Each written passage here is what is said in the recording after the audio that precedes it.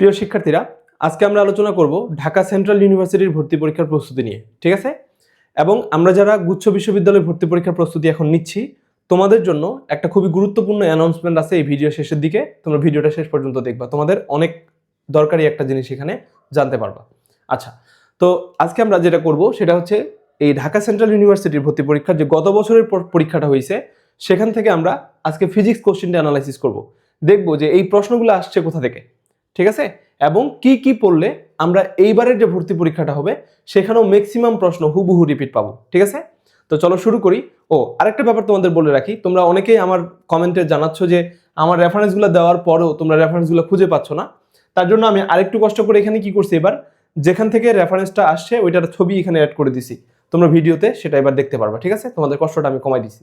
আসো দেখো, প্রথম যে প্রশ্নটা বলছে এখানে হচ্ছে 16 ওহম রোধের একটি তারকে সমান 4 খণ্ডে বিভক্ত করে সমান্তরাল সমবায়ে সংযোগ করা হলো, তুল্য রোধ কত হবে?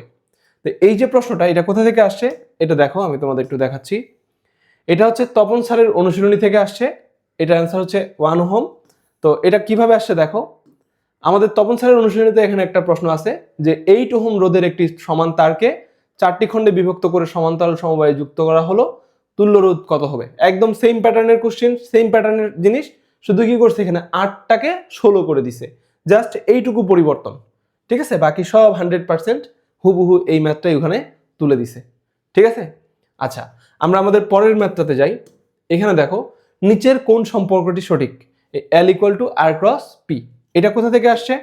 এটা তুমি যদি রাজশাহী বোর্ড 2016 সালের একটা কোশ্চেন দেখো, সেখানে এইটার 4টা অপশন সহ হুবহু মিলে গেছে। দেখো তুমি এখানে, এই যে নিচের কোনটি সঠিক, L = R × P, এই যে 4টা অপশন তোমরা মিলাই দেখবা, অপশনগুলো সহ তোমার এখানে মিলে যাবে। তার মানে আমরা এতটুকু শিওর হতে পারি যে এই কোশ্চেনটা এখানে তুলে দেওয়া হয়েছে। আমরা পরেরটাতে যাই। এখানে বলছে হচ্ছে শূন্য ভর ও ই শক্তি বিশিষ্ট একটি কণার ভরবেগ কোনটি? এটা যদি দেখো, আমাদের 24 সালে যে ফিজিক্স পরীক্ষা হয়েছে সেখানকার একটা কোশ্চেন, এই যে ঢাকা বোর্ড 2024 সালের একটা কোশ্চেন। এখানে দেখো নিচের দিকে যাই, এই যে দেখো শূন্য ভর ও ই শক্তি সম্পন্ন কণার ভরবেগ কত? তুমি দেখবা যে অপশনগুলো সহ মিলে গেছে, হুবহু এই প্রশ্নটাই তুলে দিছে ওখানে। আচ্ছা, এরপরের প্রশ্নটা দেখো, রুদ্ধতাপীয় প্রক্রিয়ায় কোনটি সঠিক? এটা হচ্ছে তোমাদের একটা বোর্ডের কোশ্চেনও আছে, তবে এটা ইসহাক স্যারের অনুশীলনীতে তোমরা যদি যাও, এই যে নিচের দিকে আমি তোমাদেরকে দেখাচ্ছি, এই যে দেখো একদম অপশনগুলো সহ হুবহু মিলে গেছে, রুদ্ধতাপীয় প্রক্রিয়ার ক্ষেত্রে কোনটি সঠিক। এরপরটাতে যাও। এখানে বলছে 30 ডিগ্রি সেন্টিগ্রেড তাপমাত্রায় 12 স্বাধীনতার মাত্রা সম্পন্ন কোনো অণুর মোট শক্তি কত হবে? এইখানকার সাথে তুমি যদি এই বরিশাল বোর্ড 2017 সালের একটা কোশ্চেন দেখো, সেটা কোথায়, এই যে এখানে 12 স্বাধীনতার মাত্রা সম্পন্ন কোনো অণুর মোট শক্তি কত? হ্যাঁ, দুইটার মধ্যে ডিফারেন্সটা কি জানো? এইখানে এই টি এর মানটা, এটা হচ্ছে তোমার সূত্রটা দিয়ে আসছে, আর ওইখানে শুধু টি এর মানটা বসিয়ে এখানে ওই যে তোমার কি করছে, সরি, এই যে ওইখানে মানগুলা বসাই হচ্ছে, এই যে 30 ডিগ্রিতে দিছে, এইটার মানটা বসাই তোমার শুধু ক্যালকুলেট করতে হবে, আর নাথিং এলস, একই প্রশ্ন। ঠিক আছে, এর পরেরটাতে আমরা যদি যাই, এখানে বলছে নিচের কোনটি অন্তরক? এই প্রশ্নটা হচ্ছে একটা মেডিকেলের প্রশ্ন, মেডিকেলে 2023 সালে আসছিল। এই যে দেখো আমাদের এখানে এটা হচ্ছে মেডিকেল 24, মেডিকেল 23, এই মেডিকেল 23-এর এখানে দেখো নিচের কোনটি অন্তরক, অপশনগুলো সহ তোমাদের মিলে যাবে। এই প্রশ্নটা এখানে রিপিট হয়েছে। আমরা যদি আমাদের পরের কোশ্চেনটাতে যাই, 1 মিলিমিটার দৈর্ঘ্য, 1 মিলিমিটার প্রস্থচ্ছেদের বর্গ মিলিমিটার প্রস্থচ্ছেদের ক্ষেত্রফল বিশিষ্ট একটি ইস্পাতের তারের দৈর্ঘ্য 10% বৃদ্ধি করতে প্রযুক্ত বল কত? ওয়াইয়ের একটা মান দেওয়া আছে। তুমি দেখবা এই মানগুলো অপশন সহ সুন্দর করে মিলে যাবে। কার সাথে এটা মিলে যায়? হচ্ছে আমাদের দিনাজপুর বোর্ড 2016 সালের একটা প্রশ্নের সাথে। এই যে এখানে আসো, এই যে 1 মিলিমিটার 1 বর্গ মিলিমিটার 10% ওয়াইয়ের মান, ভ্যালু, অ্যান্সারগুলো দেখো অপশনগুলো। তো এই প্রশ্নটাই ওখানে হুবহু কি করছে, তুলে দিছে। আমরা যদি পরের ম্যাটটাতে যাই, এখানে কি বলছে দেখো, যে দুইটি তরঙ্গের দুইটি বিন্দুর পথ পার্থক্য হচ্ছে λ/4, দশা পার্থক্য কত? এই কোশ্চেনটা আমাদের ঢাকা বোর্ডে 2016 সালে আছে। কিভাবে? এইটা আছে হচ্ছে গিয়ে তোমাদের, এই যে দেখো এখানে আছে λ/8, আর ওখানে আমাদের কত দিছে, এখানে দিছে λ/4, মানে 8টা 4 করে দিছে, বাকি সব সেম। তারপরের প্রশ্নটাতে আমরা যদি যাই, এখানে দেখতে পাচ্ছি একটি কুয়ার গভীরতা 10 মিটার এবং ব্যাস 6 মিটার, কুয়াটিকে 20 মিনিটে পানি শূন্য করা হলে পাম্পের ক্ষমতা কত? এই প্রশ্নটা হচ্ছে বরিশাল বোর্ড 2015 সালের একটা প্রশ্ন, তুমি দেখবা এখান থেকে হুবহু তুলে দিছে, এই যে এখানে নিচের দিকে আছে। একটি কুয়ার গভীরতা 10, 6, 20 দেখো অপশনগুলো সহ এই প্রশ্নটা এখানে তুলে দিছে। তারপরে প্রশ্নটা দেখো, সমবিভব তল ও তড়িৎ ক্ষেত্রের মধ্যবর্তী কোণ কত? এটা কোথায় পাবা তোমরা? এটা হচ্ছে ঢাকা বোর্ড 2019 সালের একটা প্রশ্ন। এখানে দেখো তোমাদের হচ্ছে এই যে সমবিভব তল ও তড়িৎ ক্ষেত্রের মধ্যবর্তী কোণ কত, একদম হুবহু তুলে দিছে। এরপরে যদি আমরা যাই, এখানে কি বলছে, একটি রকেট কত দ্রুতিতে চললে এর দৈর্ঘ্য আদি দৈর্ঘ্যের 1/4 হবে। এখানে কি করছে দেখো, ঢাকা বোর্ড সকল বোর্ড 2018 সালের একটা প্রশ্ন। এই প্রশ্নটাতে তুমি হচ্ছে দেখবা এই যে একটি রকেট কত দ্রুতিতে চললে এর দৈর্ঘ্য আদি দৈর্ঘ্যের 1/4 হবে। এখানে যেটা করছে সি এর মানটা বসায় ক্যালকুলেট করে এখানে অপশনগুলো দিছে। আর তোমার ওখানে সি এর মান বসানোর দরকারই পড়বে না, জাস্ট সূত্রটা বসাই দিলে এখানে অ্যান্সারটা চলে আসবে। মানে সি এর মান দিয়ে যদি এটাকে গুণ করো তাহলে ওখানকার অপশনগুলোর মতো পাই যাবে আর কি। ঠিক আছে, that's the difference, but math হচ্ছে এইটাই। আমরা যদি পরেরটাতে যাই, এখানে কি জিজ্ঞাসা করছে, এ ইকুয়াল টু হচ্ছে minus B vector, A cross B equal to what. এটা কোথা থেকে আসছে? এটা আমাদের সিলেট বোর্ড 2016 সালের একটা প্রশ্ন। এখানে যদি আমরা যাই, এখানে দেখো এই যে A vector equal to minus B vector, vector A cross vector B এর মান কত হবে? একদম হুবহু সেম প্রশ্ন। ঠিক আছে, আচ্ছা আমরা যদি পরেরটাতে যাই, এখানে বলছে হচ্ছে একটি দৃঢ় বস্তুর ইয়ং গুণাঙ্ক কত? এই মানটা হচ্ছে তোমরা কোথায়, এই প্রশ্নটা কোথায় পাবা? দিনাজপুর বোর্ড 2017 সালের কোশ্চেনটা বের করো, বের করে দেখো একটি আদর্শ দৃঢ় বস্তুর জন্য ইয়ং এর গুণাঙ্ক কত, অপশনগুলো সহ তোমাদের মিলে যাবে। ঠিক আছে, আমরা যদি পরের কোশ্চেনটাতে যাই, আমাদের পরের কোশ্চেন জিজ্ঞাসা করছে কি দেখো, এখানে দুইটা ভেক্টর দেওয়া আছে, বলছে a মাইনাস বি এবং a প্লাস বি এর মধ্যবর্তী কোণ কত। এটা কোথায় পাবো? এটা পাবো হচ্ছে তপন স্যারের অনুশীলনীর একটা প্রশ্ন। ঠিক আছে, একটু নিচের দিকে যাই, দেখো এই যে এখানে তোমার ভেক্টরটা একটু সামান্য চেঞ্জ করে দিছে, বাট বাকি সব একই। এখানে a একটা ভেক্টর, b একটা ভেক্টর, তাহলে আগে তাদের যোগ করো, তারপর বিয়োগ করো, তাদের মধ্যবর্তী কোণ বের করো। একদম সিমিলার কোশ্চেন। ঠিক আছে, এই কোশ্চেনটাই সামান্য মডিফাই করে দিয়ে দিছে। তারপর বলছে বল ও সরণের মধ্যবর্তী কোণের কোণ তোমার হচ্ছে কত হলে কাজ শূন্য হয়। এটা হচ্ছে তোমার রাজশাহী বোর্ড 2015 সালের একটা কোশ্চেন। এটা হচ্ছে তুমি কই পাবা? এইখানে হচ্ছে গিয়ে আমাদের এই যে বল ও সরণের মধ্যবর্তী কোণ কত হলে কাজ শূন্য হবে, এই প্রশ্নটা ওখানে তুলে দিছে। ঠিক আছে, তারপরে সেকেন্ড দোলকের কম্পাঙ্ক কত, এটা কোথায় পাবা? চট্টগ্রাম বোর্ড 2015 সালের একটা প্রশ্ন। এইটা হলো গিয়ে তোমার সেকেন্ড দোলক নিয়ে, এই যে সেকেন্ড দোলকের কম্পাঙ্ক কত, এই প্রশ্নটা এখানে তুলে দিছে।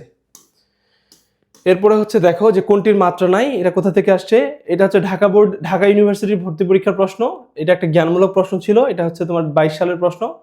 এই যে দেখো এখানে ঢাকা বিশ্ববিদ্যালয় 23, ঢাকা বিশ্ববিদ্যালয় 2022।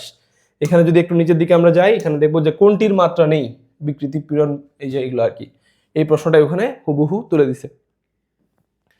এরপরে যদি দেখি বৃত্তাকার প্রস্থচ্ছেদের কোনো পরিবাহীর ব্যাসার্ধ অর্ধেক কলা হলে রোধ কত হবে, এই প্রশ্নটা আসছে কোথা থেকে? একটু দাঁড়াও, এটা হচ্ছে আমাদের দিনাজপুর বোর্ড 2015 সালের একটা প্রশ্ন। এই যে দেখো বৃত্তাকার প্রস্থচ্ছেদের কোনো পরিবাহীর ব্যাসার্ধ অর্ধেক করা হলে রোধ কত হবে। ঠিক আছে, একদম হুবহু এই প্রশ্নটাই। তারপরে হচ্ছে তোমার কি বলছে, হাইড্রোজেনের ভূমি অবস্থা শক্তি এত হলে দ্বিতীয় কক্ষপথের শক্তি কত। এই প্রশ্নটা আসলে ঢাকা বিশ্ববিদ্যালয়ে ভর্তি পরীক্ষায় 2015 সালে, ওই প্রশ্নটাই যে এখানে দেখো যে হাইড্রোজেন পরমাণু এত হলে, ঢাকা বিশ্ববিদ্যালয় 2015 সালের প্রশ্ন, এটা এখানে তুলে দিছে হুবহু। তারপরে প্রশ্নটাতে যাই, এখানে বলছে কি যে কোন পদার্থের অণুগুলোর মধ্যে নিট বল শূন্য হয় যখন, যখন কি হয়, এটা দেখো ঢাকা বোর্ডে 2015 সালেও আসছে, 23 সালেও আসছে। এই যে 1 নম্বর, এই 26 নম্বর প্রশ্নটা, কোন পদার্থের অণুগুলোর মধ্যে নিট বল শূন্য হয় যখন আর ইকুয়াল টু আর নট হয়। এরপরে হচ্ছে আমরা যদি পরেরটাতে যাই, কোন বর্ণের আলোর বিচ্যুতি বেশি। ঠিক আছে, এটা কোথা থেকে আসছে? এটা হচ্ছে তোমার মেডিকেলে 17 সালে আসছে, ডেন্টালে 23 সালে আসছে। আমি এখানে তোমাদের ডেন্টাল 23 সালের রেফারেন্সটা দেখাচ্ছি।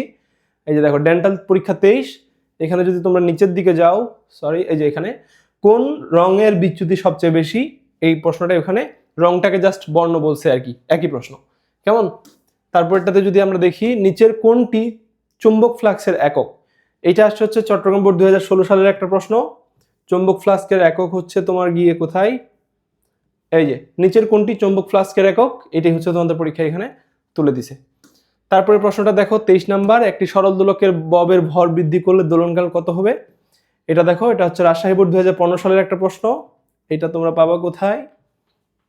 এই যে এখানে 22 নম্বর প্রশ্নটা দেখো, সরল দোলকের ববের ভর বেশি হলে দোলনকাল কি হবে। ঠিক আছে, নো চেঞ্জ। তারপরে হচ্ছে পিভি ইকুয়াল টু কনস্ট্যান্ট, এটা কোন প্রক্রিয়াকে সমর্থন করে। এই প্রশ্নটা আসছে আমাদের চট্টগ্রাম বোর্ড 2021 সালে। এইটা হলো গিয়ে আমরা কই পাবো, এই যে এখানে দেখো সমীকরণটি, আমি একটা কমা দিতে ভুলে গেছি আর কি, সমীকরণটি নিচের কোন প্রক্রিয়াকে সমর্থন করে, একদম এই প্রশ্নটা এখানে তুলে দিছে। তারপরে এখানে দেখো এই প্রশ্নটা আমি এখানে একটু সামান্য মডিফাই করছি যাতে হচ্ছে স্টুডেন্ট পড়তে সুবিধা হয়, বাট এই প্রশ্নটা আমাদের এক্সপ্লেনেশনে যেভাবে আছে দেখবা মেইন যে পরীক্ষা হয়েছে ওই পরীক্ষায় হুবহু ওভাবেই আসছে। মানে কি হয়েছে তোমার এখানে যে 1/5 গুণ বলছে পৃথিবীর, ওখানে আছে g/5, ঠিক আছে। তো আমরা এখন দেখবো যে আমাদের অপশনটাতে মানে মেইন কোশ্চেনে যেমন পরীক্ষা ছিল একইভাবে এখানে আমাদের এক্সপ্লেনেশনটাতেও আছে। এই প্রশ্নটা পাবা হচ্ছে তোমার কোথায়, দিনাজপুর বোর্ড 2019 সালের প্রশ্ন। এটা হচ্ছে গিয়ে তোমার এই যে দেখো এখানকার এই বহুপদী সমাপ্তি সূচক প্রশ্নটা তাকাও, এই যে g/5, তারপর বলছে হচ্ছে মানগুলো দেখো, এই মানটাই ওখানে দেওয়া আছে, এত ওজনের একটা বস্তু এখানে নিয়ে যে হারাবে। এখন দেখো যদি প্রশ্নটা এইটা থেকে কপি না করতো তাহলে তো ওজনটা এইভাবে হুবহু মিলে যাওয়ার কোনো মানে নাই, তাই না? ওজনটা তো তাহলে পাইলে মানে তারা চাইলেই চেঞ্জ করে দিতে পারতো। তো যেহেতু একদম ভ্যালুটা সহ মিলে গেছে, তার মানে আমরা এতটুকু শিওর যে এই প্রশ্নটাই তারা হুবহু ওখানে তুলে দিছে। তো এখন আমরা যদি একটা সামারি টানার চেষ্টা করি, সরি একটু দাঁড়াও, ধরো আমরা যদি এবার একটা সামারি টানার চেষ্টা করি, সামারিটা কি হবে, যে আমরা দেখলাম এখানে 25টা প্রশ্নের মধ্যে 25টা প্রশ্নের মধ্যে 25টাই একদম হুবহু কোনো না কোনো সোর্স থেকে রিপিট করছে। এবং এই সোর্সগুলো কি কি আমরা দেখছি যে বেশিরভাগ প্রশ্ন সবচেয়ে বেশি রিপিট হয়েছে কোথা থেকে, বোর্ড থেকে। কোথা থেকে? বোর্ড থেকে। 2 নম্বরে কিছু প্রশ্ন আসছে কোথা থেকে, আমাদের ডিইউর প্রশ্ন। 3 নম্বরে কিছু প্রশ্ন আসছে হচ্ছে মেডিকেল ডেন্টালের প্রশ্ন, ঠিক আছে, মেডিকেল ডেন্টালের প্রশ্ন। আর কিছু প্রশ্ন আসছে হচ্ছে কোথা থেকে, অনুশীলনী থেকে, ঠিক আছে। এখন এই অনুশীলনীর যে প্রশ্নগুলো আছে এগুলা কিন্তু আসলে নাথিং নিউ, এই 3টা সোর্সের প্রশ্নগুলাই কিন্তু বিভিন্ন রাইটারের বইয়ে অনুশীলনীগুলোতে দেওয়া আছে। ধরো মাত্র 10 থেকে 20% প্রশ্ন আছে যেগুলো হচ্ছে ওই তোমার হচ্ছে রাইটারের নিজের বানানো, এর বেশিরভাগ প্রশ্ন তারা বোর্ড থেকে, ডিইউ থেকে আর মেডিকেল ডেন্টাল থেকে এখানে হুবহু কপি মারছে, ঠিক আছে। তো এই যে জিনিসটা এইটা হচ্ছে কি আমাদের পড়তে হবে, এই 3টা সোর্স যদি আমরা ভালো করে পড়ে ফেলি তাহলেই আমরা এই তোমার ঢাকা সেন্ট্রাল ইউনিভার্সিটিতে ফিজিক্সে 25-এর মধ্যে অ্যাটলিস্ট 20+ কোশ্চেন আমরা হুবহু রিপিট পাবো, ঠিক আছে। আচ্ছা, আরও একটা ব্যাপার দেখো, এই জায়গা থেকে আমরা কোন ধরনের প্রশ্নগুলোকে শুধু চুজ করব, যেগুলো হচ্ছে একটু জ্ঞানমূলক প্রশ্ন। এখানে যতগুলো প্রশ্ন আসে এগুলো প্রায় সবগুলোই জ্ঞানমূলক, 2-একটাতে খুবই ছোটখাটো ম্যাথ আছে, জাস্ট ফর্মুলা ফেলে দিলেই আমাদের অ্যান্সার চলে আসবে, ঠিক আছে। এখন দেখো এই যে সোর্সগুলোর কথা বললাম, এই সোর্সগুলো কি আমরা এখন পড়তেছি না? আমি তোমাদেরকে যে অ্যানালাইসিস করা ভিডিওগুলো দেখাইছি সেখানে কি আমি তোমাদের এই 3টা সোর্সের কথাই বলছি না, যে গুচ্ছ বিশ্ববিদ্যালয়ে ভর্তি পরীক্ষার প্রশ্নগুলো যে হুবহু রিপিট আসছে সেটা কোথা থেকে আসছে, এই 4টা জায়গা থেকেই তো। তার মানে আমরা গুচ্ছ বিশ্ববিদ্যালয়ে ভর্তি পরীক্ষার জন্য এখন যা পড়তেছি একদম 100% সেম পড়া দিয়ে আমি হচ্ছে কি করতে পারবো, এই ঢাকা সেন্ট্রাল ইউনিভার্সিটিতেও একটা খুব ভালো পজিশনে চলে যেতে পারবো, ঠিক আছে। তো তোমাদের যদি কারো এরকম মানে এখন তোমরা গুচ্ছে পরীক্ষা দিচ্ছ, ঠিক আছে, কিন্তু ভবিষ্যতে তোমাদের ইচ্ছা আছে তুমি গ্রামের একটা ইউনিভার্সিটিতে না পড়ে তুমি হচ্ছে ঢাকার মধ্যে থাকার চেষ্টা করবা, ঠিক আছে। ঢাকা সেন্ট্রাল ইউনিভার্সিটি কিন্তু এখন একটা পাবলিক ইউনিভার্সিটি। তো তোমরা যদি এইখানকার জন্য ট্রাই করতে চাও তাহলেও তোমাদের কি করতে হবে, এই সেম জিনিসই পড়তে হবে। অর্থাৎ তোমরা যারা অলরেডি আমার কোর্সটাতে এনরোল করছো ওইখানে আমি যা দিছি একদম হুবহু সেম পড়াই তোমাদের কোথায় লাগবে, আমাদের সেন্ট্রাল ইউনিভার্সিটিতে লাগবে। এই জন্য আমি ঢাকা সেন্ট্রাল ইউনিভার্সিটির জন্য আর নতুন কোনো কোর্স নিয়ে আসবো না। আমার যে গুচ্ছ বিশ্ববিদ্যালয় ভর্তি পরীক্ষার প্রস্তুতি মানে যে কোর্সটা আছে এটা আমি করছিলাম হচ্ছে প্রমিস করছিলাম যে তোমাদের জিএসটি পরীক্ষা পর্যন্ত এটার অ্যাক্সেস থাকবে। তো আমি তোমাদের জন্য এটা বৃদ্ধি করে এখন কি করতেছি, এই ঢাকা সেন্ট্রাল ইউনিভার্সিটি ভর্তি পরীক্ষা পর্যন্ত তোমরা আমার কোর্সের অ্যাক্সেস পাবা এবং সামনে যা কিছু আপডেট আসবে সব তোমরা এখানে ফ্রিতে পেয়ে যাবা। অর্থাৎ এই কোর্সটা তোমরা কিনবা কিসের জন্য, কোর্সটা কিনবা হচ্ছে গুচ্ছ বিশ্ববিদ্যালয় ভর্তি পরীক্ষার জন্য, কিন্তু এখানে তুমি হচ্ছে গিফট হিসাবে কি পেয়ে যাবা, ঢাকা সেন্ট্রাল ইউনিভার্সিটির ভর্তি পরীক্ষার প্রস্তুতির সকল প্রিপারেশনের যা যা লাগে সবকিছু ওখানে গুছাই পেয়ে যাবে, ঠিক আছে। তো চলো আমি তোমাদেরকে একটু কোর্সটা দেখে আসি, আমার কোর্সটাতে কি কি আছে, যারা নতুন এখন আমার কোর্সটা দেখো নাই, তোমরা যদি যে কোনো একটা ব্রাউজারে গিয়ে তোমরা হচ্ছে এই গুগল ক্রোমে যাও, ক্রোমে গিয়ে যদি এই পরিসীমা.com লিখে সার্চ করো তাহলে সেখানে আমার এই কোর্সটা পেয়ে যাবা, ঠিক আছে। দেখো এই কোর্সটাতে কি কি আছে, এইখানে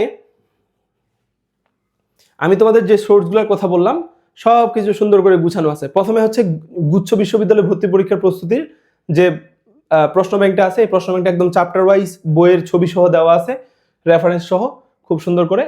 তো এইটা হচ্ছে তোমাদের গুচ্ছ বিশ্ববিদ্যালয় পর্যন্ত লাগবে, এরপরে তোমাদের কিন্তু আর এটা সলভ করার দরকার নেই, কারণ এইখানকার প্রশ্ন কোথায় আসবে না, কখনোই এই তোমার ঢাকা সেন্ট্রাল ইউনিভার্সিটিতে আসবে না। তো ঢাকা সেন্ট্রাল ইউনিভার্সিটিতে আমাদের কি লাগবে, আমাদের পদার্থ এই যে তোমার মেডিকেলের কোশ্চেনগুলো লাগবে, তারপরে হচ্ছে আমাদের কি লাগবে, এখানে এই যে বোর্ডের কোশ্চেনগুলো লাগবে, দেখাইছি তোমাদের একদম চ্যাপ্টার ওয়াইজ সবগুলো দেওয়া আছে এখানে। তারপরে হচ্ছে ঢাকা ইউনিভার্সিটির কোশ্চেনগুলো, যত কোশ্চেন আছে প্রত্যেকটা প্রশ্ন একদম চ্যাপ্টার ওয়াইজ সুন্দর করে সাজিয়ে দেওয়া আছে, ঠিক আছে। তারপরে তোমরা যদি কেউ বাংলা ইংরেজি পড়তে চাও সেটাও এখানে সব কোশ্চেন অ্যাড করা আছে। তারপরে তোমাদের এই যে বিভিন্ন রাইটারের অনুশীলনীর প্রশ্ন, যেমন হচ্ছে তপন স্যার, ইসাহাক স্যার, এখান থেকে বেশিরভাগ প্রশ্ন হুবহু তুলে দেয়। তো এইগুলারও আমি একদম লেটেস্ট যে ভার্সন এইটার ছবি এখানে অ্যাড করে দিছি, ঠিক আছে। তার মানে এই কোর্সটাতে আসলে তোমরা সব কিছু পেয়ে যাবে একসাথে, ওকে। আর এই কোর্সটা তোমরা যারা হচ্ছে জিএসটির জন্য কিনবা তারা হচ্ছে এই কোর্সটাই হচ্ছে অটোমেটিক অ্যাক্সেস, মানে ইয়ার যে অংশগুলো আসবে, ওই কি বলে হচ্ছে তোমাদের ঢাকা সেন্ট্রাল ইউনিভার্সিটির জন্য যা যা আসবে সবকিছু এখানেই তোমরা পেয়ে যাবা। আর হচ্ছে এটার যে ডিসকাউন্ট, তোমাদের যাদের টাকা পয়সার সমস্যা আছে বা সে সময়ের জন্য ডিসকাউন্ট চাচ্ছ, এই ডিসকাউন্ট যদি তোমরা নিতে চাও তাহলে এটাকে অবশ্যই তোমাদেরকে গুচ্ছ বিশ্ববিদ্যালয়ের আগেই তোমাদের ভর্তি হয়ে যাইতে হবে, ভর্তি পরীক্ষার আগেই। এইটা কিন্তু যে ডিসকাউন্টের যে ব্যাপারগুলো এগুলো কিন্তু আর পরে আসবে না, কারণ ওইটার জন্য কিন্তু আমাকে আবার অনেকগুলো দিন হচ্ছে তোমাদেরকে সাপোর্ট দিয়ে যাইতে হবে, ঠিক আছে। ওইটা কমপ্লিট একটা কোর্স, ওই কোর্সটা আমি নতুন করে লঞ্চ না করে আমি তোমাদের এই কোর্সটার সাথেই সবকিছু অ্যাড করে দিব, ঠিক আছে। তো তোমরা যারা এই কোর্সটা কিনবা তারা অটোমেটিক ঢাকা সেন্ট্রাল ইউনিভার্সিটির সকল কিছুর অ্যাক্সেস পেয়ে যাবা।